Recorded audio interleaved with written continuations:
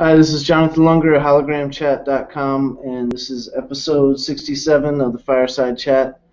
And I'm real excited about tonight. I got a guest coming on, my friend Oli Cantos. He's an accomplished professional, having already earned more than 1.5 million thus far. And by the way, he also happens to be blind. In addition to his professional accomplishments, he's already spoken to audiences totaling more than 53,000 people. In his life outside the office as a government official, he also has a strong online presence as an internet marketer and as someone who has inspired thousands in his niche. He says that his goal is to help transform lives by enabling people to optimize their income potential while fulfilling their other dreams. His vehicle for doing that is exactly why we are here doing this hangout. On past shows, I've brought other leaders on here to ask them several key questions. I'll be going through these in detail now, and I'm eager for him to share with us his perspective and his secrets. What really impresses me about Oli is how genuine a person he is. He's always eager to be of support to people around him, and he readily shares his insights with others. He himself continues to learn, and he shares of those lessons with those he knows. Oli, welcome to the Hangout. How you doing? Thank you so much, John, for having me. I really appreciate it. Yeah, I really appreciate it too. I mean, I know we've talked about doing this for a while, so I'm really excited that we're going to be able to share this awesome value with the people out there. Well, thanks. I look forward to this opportunity during this hangout. Definitely. So, I guess the first question I wanted to ask was, what made you choose to want to become an entrepreneur? I really like that feeling that's associated with having control over my getting to do what I want to do, when I want to do it, and without having all sorts of extra strings attached, having to answer to people. My professional life, I've been working for others, and I know how to do that too. But what really, really attracted me toward the world of entrepreneurship was that whole notion of being able to take my life to a whole new level where I am the one who is the ultimate one to be accountable to myself. I don't have to be accountable to a boss within this context. I don't have somebody telling me how much I can succeed or how much money I can make. I get to do all of that myself. And it has both a good side and a bad side, where if somebody isn't disciplined enough and they're used to having to report to people, then if there's nobody over their shoulder, and if they're not disciplined enough, then they end up slacking off, or they don't take the appropriate steps to actually dedicate time toward income-producing activities, and instead they end up just running around in circles and then not really producing anything, then wonder what happens.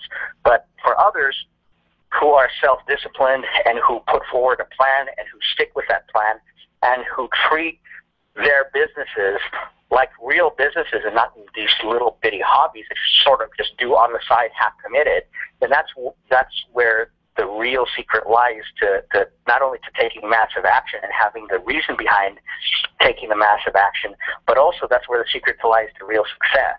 Because all of us who are entrepreneurs, who are true entrepreneurs, know that whenever it comes to our own futures, we're the ones who have to hold ourselves responsible for how things go in terms of the extent to which there might be any difficulties along the way. If we tend to blame other people for the difficulties, or we tend to run away or to just say, well, those are obstacles that are just too difficult, this just isn't for me, and then we end up putting a bunch of excuses in the way, then that's where we end up limiting ourselves. But by contrast, if we instead understand the full concept of how being an entrepreneur means that we are the ones who are in business for ourselves but not by ourselves, and that's what I love. That's why I'm involved in building businesses. That is awesome. That is so true. And the next question was, who has been your biggest influence and why is that so? Well, in life, my biggest influence is my mom, and she believed in me and believes in me at times when others have good reason not to. Where when I was younger and I was still trying to figure out my own way within my profession and just being able to even serve in the profession that I serve in, there were a lot of people who had doubts in me, and my mom held fast to her fundamental belief that I would do well, that I would be a six-figure earner. It didn't matter that the employment rate among blind individuals is around 70%, and that within the remaining 30%, only 10% are fully employed. None of the numbers mattered to her. She believed in me and believes in me to the core.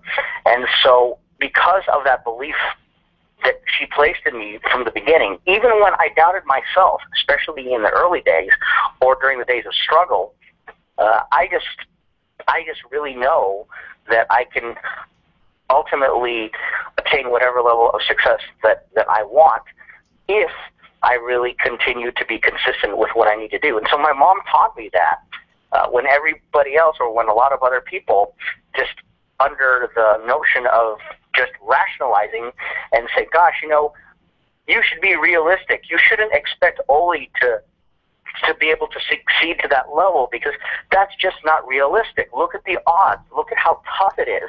Really, of course, the guy is blind, and of course he can do some things with his life, but really actually be a professional at a level where he actually can earn in excess of $10,000, $11,000, $12,000 per month? Really? I mean, come on, really?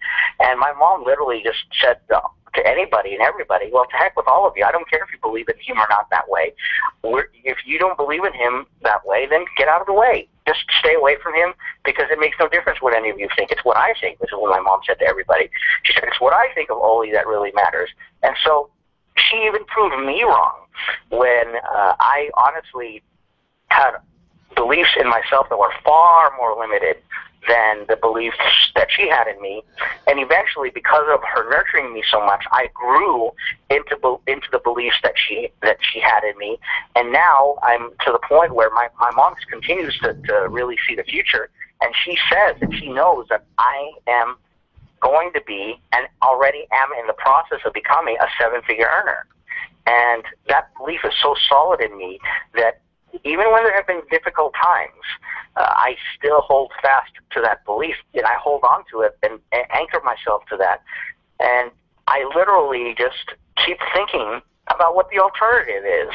I mean, if I were to end up just doing my job and being, working in my profession, that's an incredible profession. I love the work I get to do there, but my earning opportunity and earning potential are limited. The ability to really do far more is far limited, because I'm in government.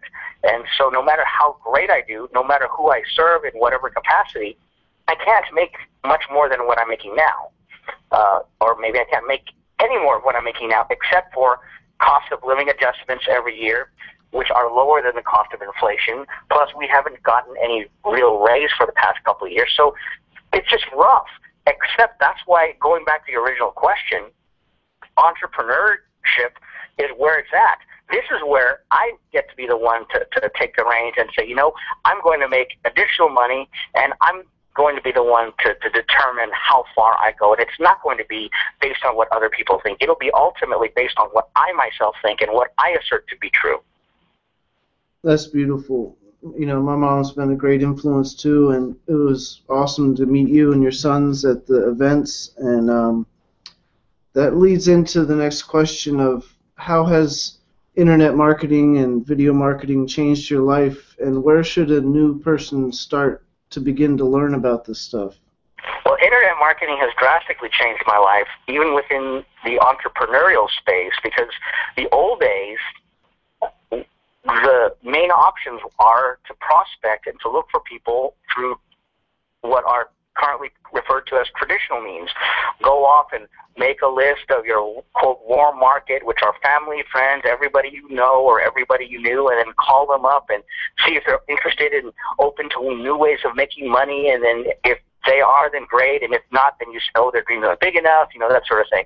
That's just what we've heard for years, especially within the direct sales space. But the great thing about the internet is it essentially puts us at an equalizing space where the internet is the great equalizer, where when we use internet marketing approaches, we can literally be asleep and people can join our lists. We have autoresponders that we tailor for ourselves. We don't just use the cut and paste stuff, but we need to really brand ourselves. So we learn how to brand ourselves and to be relatable to people who are like us. And then the autoresponders work to getting people on board. We have Facebook, we have YouTube, we have LinkedIn, we have Craigslist, we have paid ad possibilities. There are all sorts of options out there. And getting to use the internet has just changed everything, where now the way we have things, we get to have people come to us. And we don't have to call people like we used to. We don't have to chase people down who we know. We don't have to feel awkward or like, oh my gosh, hey gosh, buddy, I'm just doing this new business. Can you join me? We don't have any of that kind of stuff. We look to targeting people who are looking for what we've got. And that wasn't the case in the same way before the internet marketing came to the forefront like it is now. And it has drastically changed things, where now I've spent my time building relationships, but I do it with the internet as the backdrop. And then as time progresses, then I build relationships with people offline and in person and spending time with them, etc. It's not just some virtual world that's separate from the real world. It's an extension of the real world when we treat it as such. And that has been some of the most rewarding sources of experience that I've had in this space, where being online and getting to reach people all over the world in ways that were never before possible quite in this way has been such a rewarding experience. And then on top of that, the growth opportunity that comes with association with others online who are like us. Again, that wasn't something that was possible quite in the same way even 5 years ago. And these days, the internet is such a large place, of course, with new websites coming on board every day, all these opportunities. But in all of that sea of stuff, the one big thing that makes this so good for all of us is that there is always a segment out there, John, of individuals who relate specifically to us personally. Right. We each have different personality types. We each have our own tendencies of how we do things and how we say things, and others out there are like us. We don't have to blanket the whole world by trying to be everything to everybody. All we need to do, and this is something I learned through our business, all we need to do is be ourselves, be the best selves that we can be, and in doing so, we end up touching the lives of others who are like us, who don't have what we have, but who want what we've got. I mean, it is just awesome. It is awesome. And I appreciate that. I'm going to segue into the next question by first mentioning the disclaimer that we can't promise that people will make what we've made, and we don't know their work ethic, their drive, their commitment levels, and, the industry has some people who do well, some people don't do well, and they can read the full disclaimer if they click the links below this video. But that segues into the question of, where do you see the industry going in the next couple years, 5 years, 10 years, etc.? Of course, we don't have a crystal ball, but just the educated guesstimate that we could give, where would you see us headed? I see us heading only upward, and this is not some sales pitch. It doesn't matter what company people are involved with these days, because of the way the economy is, although the economy is getting better, the fact is whenever we work for others, we have limited potential for growth, because it's basically based on other people's belief in us and other people's assessment of the value that we have to them, which is what determines our salary. And in effect, they decide our value, and they're the ones who decide how much they're willing to pay us. In this space, especially with the internet and emerging technologies, this space is ripe for people to become extremely, extremely rich. Not because it's a get-rich-quick thing, not because, oh, well, everybody on here will all do well, but more because of the environment of the people being able to learn how to be themselves and to be the best selves, but in an atmosphere where that individuality is embraced. And where that translates into a business context is that these days people just want choice. Even with watching TV, people don't want to watch at a specific time when, oh, well, it comes on. They want to watch it on demand when they feel like it. Look at Netflix. Before, just a general business example, Blockbuster was the monolith within the video rental market. And Netflix people actually proposed changes within, if I remember the story right, they went to Blockbuster and offered to sell their concept, and I think Blockbuster said no. Yeah, that's right. And the thing is, they decided to go off and do their own thing. The Netflix folks completely changed the paradigm, and now everybody expects that they're going to watch video on demand, of whether it was TV shows, video, or whatever it is, the form of entertainment. And now Netflix even has their own TV series that people watch online. And so that's just sort of an example of the shift in paradigm, where everybody wants things tailored to whatever their lives are. And the way that affects us within business is we all want more choices. All of us want to be in a situation where we're not told how things are, but instead we have a bunch of options available to us.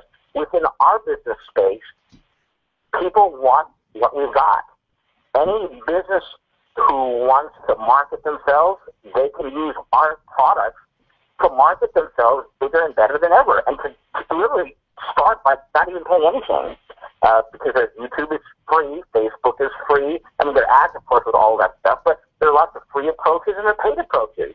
And businesses need to market. If that's what our products are for people who are involved with us, who sell the products that we've got, then it's a great match. For individuals who are looking to increase their online presence through putting more of information about themselves on the internet, this is perfect for them too, because they get to show through their writing or through their videos or audios or whatever they want to do who they are, so that when people decide to look them up, if they're job prospects, they'll find all this great content online where they've added value to people's lives by giving their own perspective and know-how and sense of knowledge that no one else has. So again, our products work. So it doesn't even matter what businesses people are already involved with. It doesn't even matter if they're in business for themselves or if they're employees who just want to enhance their own careers. Our stuff works with all of it. And it's not fluffy stuff. The stuff that anybody, and John, I know you know this too, because you both have this stuff. Right. The products that we have are superior in terms of getting us to understand the psychology of marketing, combined with the know-how that's necessary for us to do the direct marketing directly. And it's just awesome. And that's why the future is so bright, buddy, because this is just burgeoning. And the thing is, we keep changing with the times. As there are new marketing approaches, because we're part of this business, we get to be at the cusp of all that as it happens. We don't stay stagnant. Exactly. And that's what is so great about this. That's why the space is so good. So regardless of whether or not somebody is in a place where they have a certain personality type or whatever their disposition is, etc., this is completely flexible and able to be tailored to anybody who decides to get involved with us, provided, number one, that they're teachable, and number two, that they have the right philosophy and mindset about them. If anybody is given a good opportunity, but they're either negative or they're just like the Eeyore of their life, in their own lives, and they basically talk themselves out of success, then no matter what, the success will just literally repel from them if they don't have the right mindset necessary to receive and to take action on the things that are in front of them that can enable them to be successful. Yeah, that's so true, and I'm glad you mentioned the mindset too, because Like, I love the fact that I meet friends from all around the world, and it seems like it brings the global village closer, and it's, any company with a good product nowadays really has no excuse not to go around the whole world.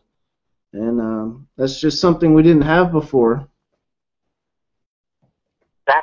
Exactly. But we have it now, and it will do well for people to get involved with us, because we really do have a vehicle toward not only helping people, but holy smokes, the money that you can make in this business. And just like you said earlier, results vary, but my biggest day in this business is $5,000. That's amazing. That's awesome. So, I mean, and I'm not all that. I'm really not. I mean, it's just a matter of just doing what we're taught and getting better and refining our skills and just through trial and error, literally failing our way to success. And that's the other thing, too, John. I mean, people might say, oh, well, I'll wait till I get this perfect. Well, you know what? It's imperfect action that really gets us to success. As long as we keep taking action, we learn from our mistakes, we modify our approaches, and then we move forward from there. Those are the kind of individuals that we need to be involved with this. People who are willing to put themselves out there and who aren't just going to run away when something doesn't work, when they try something once. Honestly, even for my own team, if people get really either gripey or whiny about stuff, I literally tell them, and sorry to be direct, but I literally tell them, I don't want you. Right. If you're going to be that way, I don't want you. You need to go to somebody else's team. I will not babysit you this way, because we are entrepreneurs here, and I don't like being bossed around, and I don't want to be somebody's boss. Right. I love that. I want to be able to be with people who are going to stop belly aching, stop blaming their circumstances, and get right to work, and to do it with a positive mindset, knowing that even if they don't necessarily know everything that they have to know, they're still going to take action anyway, because as they take action, they'll get better anyway. Yeah, and I love how you put that with the imperfect action, because I was kind of surprised the other day on the Olympics when one of the guys just started doing a new trick days before the event, and I guess that's part of success, is just trying new stuff and not being afraid to, there's going to be mistakes, but that's part of the process. Right, and let's just say, worst case, you make a mistake. Okay? Right. For anybody listening or watching, I'm not sure the format of this thing yet, but let's say either way, okay? If they make a mistake, how are they worse off than if they never got into business in the first place? Exactly. I just literally feel like laughing when people say, oh, no, whatever business, it doesn't work because it's a scam. That's just such a line. Right. It's so easy to say that when people don't work. Oh, yeah, it's a scam. It's not working. And then you ask them and you dig deeper. Did you do what you were told to do? Like in our case, we have what are called 8 core commitments. Did you do those things? You didn't? Then, well, you didn't succeed then because you didn't follow the 8 core commitments. Right. And if you were like, well, what's that? Well, they can read about that. But the whole thing is they're not even hard. They have to be done consistently, and there are ways to either do it or outsource it or whatever, but we still have to follow those things because that is what has been proven to work. Exactly. Like I posted some Facebook thing I shared the other day that there's a picture of a horse, and it said, you can lead a man to knowledge, but you can't make him think. Love it. We can lead people to this opportunity, and I highly suggest that anyone watching, click on Oli's link below and join him. He's a great leader, and but we can't force people to do action, nor would we want to. They've got to have that drive within them. Well, yeah, I'm so glad you brought that up, John, because the fact is, they have to be the biggest drivers for success. They have got to want their own success more than we could ever want for them. We can't think for them. We can believe in them, we can nurture them, but if they don't choose to move forward and to step into their future, into what they really know can be possible, that's not on us. And if people don't succeed when they get involved with us, when they didn't do what we first told them to do, that's not our fault. Right. I had the biggest problem, buddy, before. Whenever I would get somebody involved with something, they would put in whatever the money is, and they'd do nothing. Then they'd lose the money, and I'd feel guilty. I learned, all right, I had this epiphany at our recent event. It's not my fault. Right. For the business, not yours either. Exactly. People have got to hold themselves responsible. I mean, it's just like if somebody were to start a McDonald's business and they put up the money, they went through the McDonald's Academy training that they have in Texas, and then they ended up sitting back and doing nothing. If the franchise failed, that's not McDonald's fault. Right, that's exactly. Their fault. Exactly. Well, I really appreciate you coming on with this, Oli, and got to get dinner on for the family, but I really appreciate this, and I'll send the link out as soon as I have it all edited up, and couldn't thank you enough, buddy. Great to talk to you again, as always. Good to talk to you, too. Thanks for having me on.